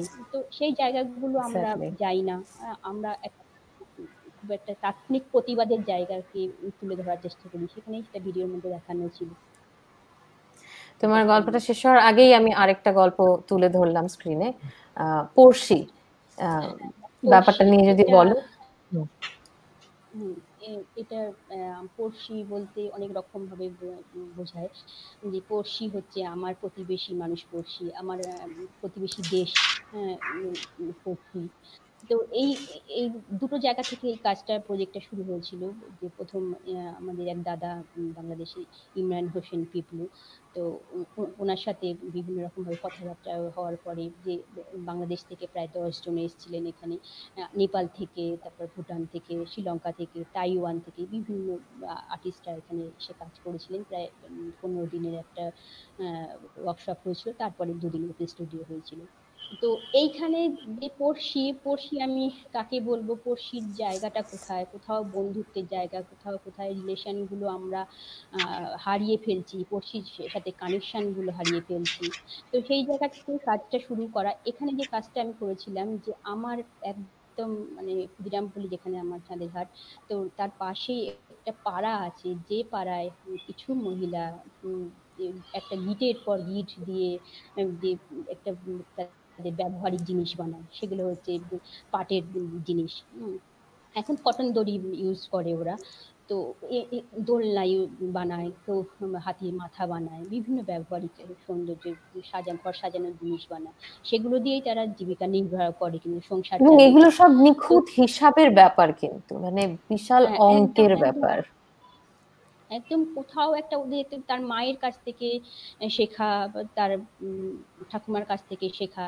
তো এখানে যেখানে দেখানো যে এইসব মানুষগুলো তো একটা জায়গা ছেড়ে একটা জায়গায় চলে এসেছিল, এই যে ডিসপ্লেসমেন্ট ঘটছে, তার ডিসপ্লেসমেন্টটা আসলে ঘরটাকে নিয়ে ঘটছে, তারা নিজেরা এবং তাদের ঘরটাও একটা কোথাও ডিসপ্লেসমেন্টের জায়গাটা গড়ে উঠছে। ক্ষুদিরামপল্লী প্রথম ছবিটা, হ্যাঁ একদম কালচারটাও, মানুষগুলোর সাথে তো সংস্কৃতিটা আলাদা নয়, তাই তাদের পুরোটাই সে একটা স্থানান্তরিত হচ্ছে। তো এখানে প্রথম যে ছবিটা যে ক্ষুদিরামপল্লী, যে ঢুকতেই যে একটা ওদের আমাদের এখানে ম্যাপ আছে, তো ওরা ওদের সাথে বিভিন্ন রকম কনভারসেশন করার পর মনে হয়েছে যে ওরা যে জায়গায় বসবাস করছে তার একটা ম্যাপ যদি সে রেডি করতে পারে, বা ম্যাপ যদি তারা বুনে নিতে পারে, আসলে এই জায়গাটা ওরাই গড়ে তুলেছে। তো সেই জায়গা থেকে তারা একটা আমার এটা ছিল যে একটা ঘরের একটা আকার দেওয়া, সেই ঘরটা ওরা বিভিন্ন জায়গা ক্ষুদিরামপল্লীর বিভিন্ন জায়গায় গিয়ে ওরা বলছে। আসলে কোথাও একটা নিজেদের স্মৃতিচারণ করারও জায়গা, কোথাও একটা নিজেদের ঘরটা বহন করে নিয়ে যাওয়ার জায়গা ছিল, যে একটা জায়গা থেকে আরেকটা জায়গা, আরেকটা জায়গা থেকে আরেকটা জায়গায় ঘরটাকে নিয়ে যাচ্ছে, এবং ঘরটা সেখানে আবার সুন্দর করে বুনে তুলছে, ঘরটাকে সাজিয়ে তুলছে, আবার আরেকটা জায়গা চলে গেল। এই যে মানুষের যে স্থানান্তরিত, এবং সেখানে পুরোটা তার জীবন, তার কালচার, তার হিস্ট্রি, সমস্ত কিছু নিয়ে কিন্তু তার জার্নিটা গড়ে উঠছে। তো সেখান থেকে এই যে দোলনাটা দেখছো, এটা কিন্তু চুল দিয়ে বানানো, আমার চুলের ব্যবহার হয়েছে। তো এই একটা ওরা যে একটা দোলনা বানায় সেটা হচ্ছে রানী দোলনা। সেই দোলনাটা বেশ ভালো দামেই ওরা বিক্রি করতে পারে। তো সেই দোলনায় কোনোদিন যদি ওদের জিজ্ঞেস করেছিলাম যে তোমরা কি এই দোলনায় বসে দেখেছো কেমন লাগে, তো বলেছিল না বসে দেখিনি কোনোদিন, কিন্তু এটা ভালো বিক্রি হয়। তো সেই দোলনাটাই চুল দিয়ে বানানো হয়েছিল এবং ওদের ব্যবহারিক জিনিসপত্র বাসন কোসন দিয়ে সেটা ভরাট করা হয়েছিল। ওখানে একটা টিভি, যে টিভিটার মধ্যে এটা রান করে যাচ্ছে কিন্তু কোনো স্ক্রিন মানে কোনো কিছু ছবি ফুটে উঠছিল না, আসলে কোথাও একটা ওদের স্মৃতিতে হারিয়ে যাওয়া ইতিহাসগুলো, যেগুলো ওরা নিজেরা কিছু কিছু কালেক্ট করতে পারছিল, আবার কিছু পাচ্ছিলও না। তো সেই জায়গা থেকে একটা মেটাফরিক একটা ঘরের একটা আদল বানানো চেষ্টা হয়েছে এবং ওরা বিভিন্ন ক্ষুদিরাম বলে বিভিন্ন জায়গায় গিয়ে গিয়ে মন্দির, ক্লাব, বিভিন্ন জায়গায় গিয়ে গিয়ে এই ঘরটা তৈরি করেছে। এই একটা জার্নিটা যেন ওদের নিজেদের একটা জার্নি, জীবনের জার্নির সাথে একটা কথা মিলে আছে।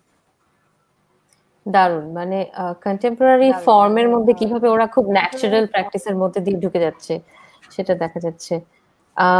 আমরা এবার অলমোস্ট মানে গল্প শুরুই করিনি, তাতে 1 ঘন্টা শেষ, যেটা হচ্ছে আমাদের প্রতি সপ্তাহেই হচ্ছে, কিচ্ছু করার নেই। আমরা হয়তো কিছুদিন পরে এটাকে একটু বেশি সময় নিয়ে যাব, বাট নমিনাদির কাছে যাই। এবার নমিনাদির অনেকগুলো কাজ ছাপিয়ে আমি একটা কাজে চলে যাব, কারণ আমার মনে হয় এই কাজটা খুব ইম্পর্টেন্ট নমিনাদির প্র্যাকটিসের জায়গা থেকে এবং আমার ইন্টারেস্টের জায়গা থেকেও। নমিনাদি, নো ওয়েস্ট নিয়ে আমরা কথা বলি।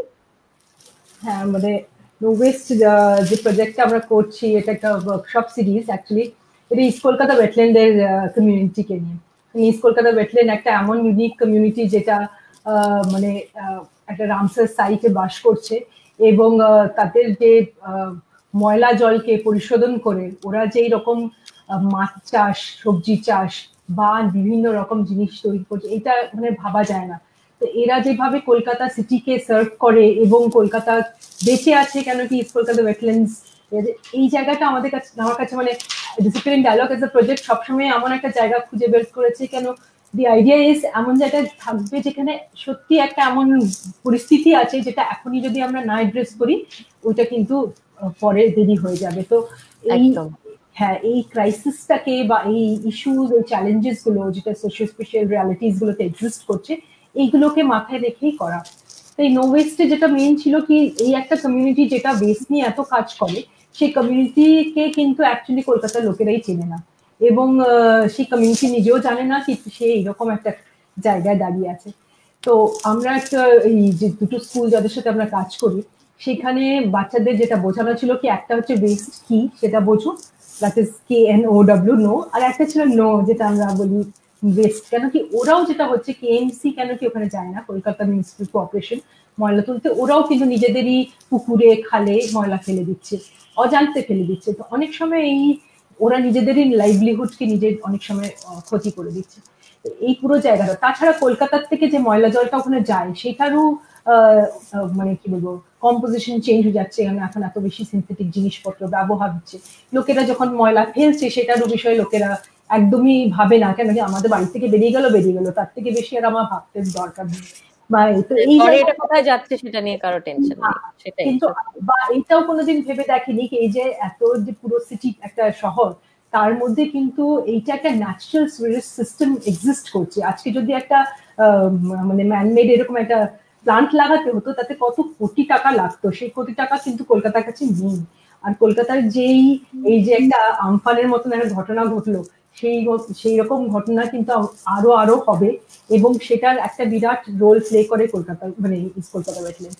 এবং এই নো ওয়েস্টের মধ্যে আমরা যেটা চেষ্টা করলাম কি, এই যে ময়লা ফেলো না, এটা করো ওটা করো, এই যে অনেক জিনিস আমরা বলার চেষ্টা করি কিন্তু অনেক সময় সেটা কি আদৌ মানুষকে ছোঁয়, মানে এই যে ক্লাইমেট চেঞ্জ, ক্লাইমেট ক্রাইসিস, এই এত কথা শুনে কিন্তু আমরা কোনোদিনই রিয়াক্ট করছি না। তো সামনে আমার কাছে মনে হলো কি আমাদের এই প্রজেক্টে আমাদের এমন কিছু ভাবে গল্পটাকে বলতে হবে যেন লোকেদের মনের কাছে পৌঁছয়। তো এর আগে যে একটা পটচিত্র দেখালে সেটা একটা story of east Kolkata wetland নিয়ে একটা মানে মামুনি চিত্রকরের সাথে আমরা একটা কোলাবোরেশনে কাজ করেছিলাম এবং সেই এটা দিয়ে পুরো কলকাতার যে স্টোরিটা, কি করে ময়লা যায় ইস্ট কলকাতা ওয়েটল্যান্ডসে, মাছ চাষ হয়, সবজি চাষ হয় এবং ওখানকার লোকেরাই অ্যাকচুয়ালি লাস্টে অনুরোধ করছে কলকাতার লোকেদের কি যেন তোমরা আমাদের বাঁচিয়ে রাখো। এবং সেই জায়গাটাকে আমরা একটা পটচিত্র থ্রু, তাছাড়া একটা ছোট বুকলেট, এডুকেশনাল বুকলেট করা হলো, যেটা ওখানে স্কুলসের বাচ্চাদের এনভায়রনমেন্ট ডিপার্টমেন্টের থ্রু লঞ্চ হয়েছে এবং ওরা পড়ছে। এবং ওয়ার্ল্ড ওয়েটল্যান্ড ডে একটা এমন একটা ডে যেটা আমরা বছরের পর বছর সেলিব্রেট করছি। এবং সেটার মেন দুটো দিক, একটা দিক হচ্ছে ওখানকার কমিউনিটি যেন প্রাউড ফিল করে, কেন ওখানকার বাচ্চারা জানতোই না কি এই জায়গাটাকে পূর্ব কলকাতা জলাভূমি বলে। মানে আমরা যখন প্রথম ইন্ট্রোডাক্টরি ওয়ার্কশপ গুলো করছি তখন আমাদের কাছে তো সব থেকে আগে আমাদের ওটাই হলো কি ওদের যেন জানাই, মানে এখন আমরা কনস্ট্যান্টলি এই জায়গাটাই চেষ্টা করছি বোঝার কি ওরা যেন জানুক কি এই যে ওয়েটল্যান্ড বায়োডাইভার্সিটির মধ্যে ওরা থাকে ওটা যে কত রকম গুণ বা ওরা কি কি আছে, এবং সেটাকে আমরা একটা ওদেরই ছবি আঁকা, ওদেরই তৈরি করা এই যে ওয়েস্ট প্রোডাক্টস, ওয়েস্টের থ্রু এটার জন্য একটা নেচার জার্নাল বানানো হয়েছিল, যেখানে ওয়েটল্যান্ডের আশপাশ থেকে গিয়ে ওরা ছোট ছোট স্যাম্পলস নিয়ে এসে এবং সেটা নিয়ে আইদার ওর কি গুণ আছে বা তার কি রেসিপি আছে, তার কি উপকার, এগুলোকে রাখা। এবং এই সবটাকে নিয়ে আমরা একটা এক্সিবিশন, একটু আগে জিজ্ঞেস করছিলাম না আমরা যে নলেজটাকে কি করি, তো সেটা নলেজটা ডিপেন্ড করে যে ইস্ট কলকাতা ওয়েটল্যান্ডের কনটেক্সটে আমরা বুঝতে পারি কি যদি কলকাতা সিটির লোকেরা এইটার বিষয়ে না অ্যাওয়্যার হয় তো সামওয়্যার মানে জানতে অজান্তে বা অনেক সময় অনেক এনক্রোচমেন্ট তো অনেকভাবেই হচ্ছে, এই একটা পুরো জলজান্ত জীবিত একটা হেরিটেজ আমরা হারিয়ে ফেলবো এবং সেটার ক্ষতি যখন আমাদের শহরের উপরে আসবে তখন আমরা আর কিছু করতে পারবো না। তো এটার জন্য আমরা একটা এক্সিবিশন করেছিলাম গত বছর, এটা ছিল সাস্টেনেবিলিটি এঙ্গেজমেন্ট উইথ ইউথ। তো বেসিক্যালি ছিল একদিকে ইউথ হচ্ছে যারা কমিউনিটি ইউথ যাদের সাথে আমরা কাজ করছি, আরেকটা ইউথ হচ্ছে যারা সিটির বাচ্চারা।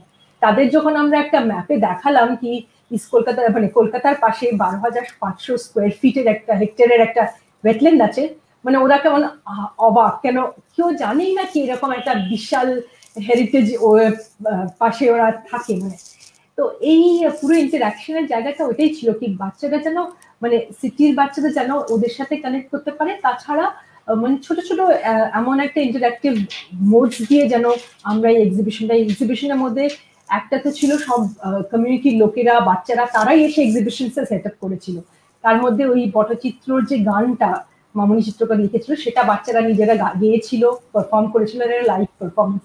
তো ওই রকম একটা ওদের কাছে ওরা আমাদের মানে ইস্ট কলকাতা ওয়েটল্যান্ডের বাইরে কোনোদিন পাই রাখেনি। তো কলকাতা শহরের বিষয়ে ওরা শুনেছে যেখানে ওরা এত গায়ে থাকে কিন্তু ওরা কোনোদিন আসার সুযোগই হয়নি। তো ওদের জন্য এরকম একটা জায়গা মানে আমরা চেষ্টা করলাম একটা প্ল্যাটফর্ম যেন তৈরি করা যায় যেখানে ওরা নিজেদের গল্প নিজের ভাষায় বলবে, আমরা যেন So that is what you were calling living archive, যে ওরা নলেজটা দিচ্ছে এবং ওরাই কনভেয়ার হচ্ছে। এবং ওদেরই প্রসেসের মধ্যে আমরা কি করতে পারি যেটা এখন যেটা আমরা চেষ্টা করছি কি ছোট ছোট জিনিসের মধ্যে দিয়ে ওদের যেমনি ওখানে কিছু ট্রেডিশনাল প্র্যাকটিসেস আছে সেগুলোকে আমরা কি করে বাঁচিয়ে রাখতে পারি, এবং সেগুলোকে খুব ইন্টারেস্টিং ভাবে যেন যদি আমরা মানে অনেক সময় তো আমরা বুঝতে পারি যে বাচ্চারা কেন ইন্টারেস্ট পায় না। আজকে বাচ্চারা অনেক জিনিস আমরা যখন বলি ওরা ইন্টারেস্ট পায় না কেন কি আমাদের যে প্রেজেন্টেশন আমাদেরও চেঞ্জ হতে হবে, মানে এই প্রসেস এই জার্নিটাই হচ্ছে ইজ অ্যাবাউট লার্নিং। মানে যদি শেষ অবধি আমরা যদি ভেবে নিই আমাদের শেখা শেষ হয়ে গেছে, আমাদের করা শেষ হয়ে গেছে, তাহলে তো কমিউনিটি ইনভলভ করে আসলে কিভাবে ইনোভেশনে যাওয়া যায় ওইটা আমাদের জন্য আসলে একটা লার্নিং প্রসেস আমার মনে হয়। এবং তোমাদের মতো যারা কাজ করতেছে তারাই আসলে আমাদের রিসোর্স, নলেজের রিসোর্স, কারণ তোমরা জানো চ্যালেঞ্জটা কি, তোমরা জানো আসলে প্রসেসটা কিভাবে, কোন প্রসেসটা অ্যাক্সেসিবল হয়, কোন প্রসেসটা হয় না। অলমোস্ট শেষের দিকে নবীনাদি, আমি জানি তোমাদের দুজনেরই আরো অনেক কিছু বলার আছে। এই প্রোগ্রামটা এখানেই শেষ না, আমরা আবার আরেকটা পর্ব করব, আবার তোমাদেরকে নিয়ে আসবো এবং আমি শিওর তখন আরো দারুণ দারুণ গল্প, আরো নতুন নতুন প্রজেক্ট আমি জানতে পারবো। আমি শেষ করতে চাই দুজনের কাছ থেকে এটা শুনে যে অলরেডি শুনছিলাম মল্লিকাদির ওখানে বাংলাদেশ থেকে অলরেডি অনেকে গিয়েছে, কাজ করেছে। আমি জানি না নবীনাদির কোলাবোরেশন হয়েছে কিনা, কিন্তু তোমাদের সঙ্গে যারা কাজ করতে চায়, যারা কমিউনিটি ইনভলভ হয়ে বুঝতে চায়, জানতে চায়, তাদের জন্য অ্যাক্সেসিবিলিটিটা কি কিংবা ওয়ে আউটটা কি সেটা যদি একটু বলো ছোট্ট করে, তারপরে আমরা এটা জেনেই বিদায় নেব। হ্যাঁ, যে জায়গা থেকে বলা যে আমাদের চাঁদেরহাট যে আর্টিস্ট কমিউনিটি, তো সেই আর্টিস্ট কমিউনিটিতে একটা রেসিডেন্সিয়াল জায়গা আছে যেখানে বাইরের আর্টিস্টরা এসে একটা কোলাবোরেশনের জায়গায় কাজ করতে পারেন, এবং অ্যাক্সেসিবিলিটি হেঁটে আছে যে যে কোনো মিডিয়াম নিয়ে যে কোনোভাবে তারা একটা চর্চায় ঢুকতে পারেন, সেই জায়গাটা চাঁদের হাটে আছে। এবং আমি চাইবো যে প্রত্যেককে বলতে যে যে কোনোভাবে যে কোনো সময় চলে আসতে পারেন। এখানে আমাদের ওয়েবসাইট আছে, তো সেই ওয়েবসাইট দেখে চলে আসতে পারেন, বা ফোন নাম্বারে ফোন করতে পারেন আমার। তো এখানে কোনো থাকার কোনো অসুবিধা নেই, থাকা খাওয়ার কোনো অসুবিধা নেই। হ্যাঁ, যে খুব স্বতঃস্ফূর্তভাবে একসাথে আমরা শেয়ার করতে পারবো, কাজ করতে পারবো, এটাই বলা। দারুণ দারুণ। নবীনাদি, তোমাদের ডিডিতে? আমাদেরও সেই রকমই, এটা একটা কোলাবোরেটিভ প্ল্যাটফর্ম, মানে একটা কালেক্টিভ হিসেবে, যেখানে আমরা ইউথকে ডেফিনেটলি অনেক বেশি এনকারেজ করি পার্টিসিপেশনের মধ্যে, কেন আমাদের কাজই ইউথের সাথে। তাই আমাদের মনে হয় কি এই ব্রিজিং আপটা যদি আমরা বিভিন্ন রকম স্তরে করতে পারি। তাছাড়া বিভিন্ন প্র্যাকটিশনার্স আছে আর মাল্টিডিসিপ্লিনারি প্র্যাকটিশনার্স যারা আমাদের কোলাবোরেটর। আমরা যেমনি এখনই হতে চলেছে আমাদের জানুয়ারি মাসে আবার আমাদের এই বছরের যে ওয়ার্ল্ড ওয়েটল্যান্ড ডে সেলিব্রেশন 21, যেটা আমরা এবার জলাভূমি উৎসব বলে বলছি। এবং আমাদের যেটা ইচ্ছে থাকে কি যেন যারাই আমাদের সাথে কাজ করতে চায় তারা যেন মানে তারা ওপেনলি আমাদের অ্যাপ্রোচ করতে পারে অফকোর্স। এবং আমরা এরকম কলস দিতে থাকি। এখন যেমনি একটা কল আছে ফর ইয়াং পিপল, যাদের আমরা 1 মাসের জন্য একটা ওয়ার্কশপে নিচ্ছি, যারা আমাদের সাথে কাজ করবে, কোক্রিয়েট করবে। তাছাড়া ওয়ার্ল্ড ওয়েটল্যান্ড ডেতে একটা এক্সিবিশন করবে আমাদের সাথে। আর একটা সেমিনার করছি, যেটাও একটা কল ফর পেপার্স এর জন্য আমরা রেখেছি, যেন লোকে বিভিন্ন জায়গায় প্র্যাকটিস থেকে আমাদের পেপার্স দেয়। আমরা একটা সেমিনার, যেটা এখানে ঘরে বাইরেতে হচ্ছে। তো এইভাবে কিছু কিছু ইভেন্টস এর মধ্যে দিয়ে আমরা চেষ্টা করি কি নানান লোককে যেন আমরা নিয়ে আসতে পারি, এবং একটা আমাদের যে সার্কেলটা আরো বড় করি, আর অ্যাজ এ কালেকটিভ এই whole spirit of working together তাকে বাঁচিয়ে রাখতে পারি। অবশ্যই অবশ্যই, সেটাই that's what we are looking forward. তার মানে দুজনের জায়গাতেই, দুইটা প্রজেক্টেই আসলে অনেক চেম্বার আছে যেগুলোতে ইনভলভ হওয়া যায়। আমাদের সঙ্গে অনেকেই দেখছিলেন, তাদের জন্য ইয়াং প্র্যাকটিশনারকে আমি অনেককে দেখতে পাচ্ছি কমেন্টসে, যারা বলছে অসাধারণ কাজ, খুব ভালো লাগলো কথাগুলো শুনে। সবার জন্যই বলছি যে গেট ইনভলভ। আসলে কাজ করার অনেক জায়গা আছে, আমার মনে হয় যে কাজের একটা ভিন্ন ধারা এবং খুব ইন্টারেস্টিং এবং সাস্টেইনেবল একটা জায়গা। আজকে এখানে শেষ করছি। নবীনাদি, মল্লিকাদি, তোমাদের দুজনের সাথে আশা করছি আবার আরেকদিন গল্প হবে, এবং সবাইকে আরো অনেক অনেক দারুণ দারুণ কাজ আমরা দেখতে পাবো। ধন্যবাদ দুজনকেই। তোমাকেও এবং অনন্যা ম্যাগাজিনকে। অনন্যা ম্যাগাজিনকে অবশ্যই।